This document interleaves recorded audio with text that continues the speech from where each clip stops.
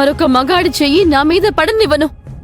ఇదేంటక్కా, దిక్కు మొక్కు లేందానికి దేవుడు వరం ఇస్తానంటే ఇంత టెక్కు చూపిస్తుంది.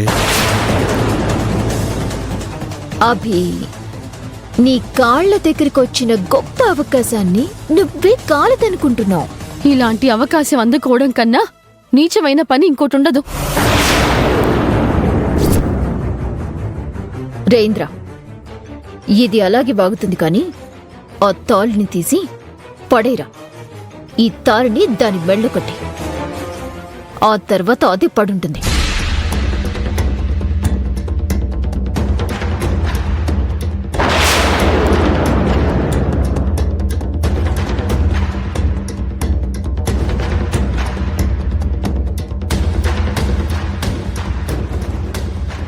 తెంపేంద్ర. హే, ఇంకొక్క అడుగు ముందుకు వేసినా ఇక నుంచి నేను నోటితో కాదు చెప్పుతో సమాధానం చెప్పాల్సొస్తుంది.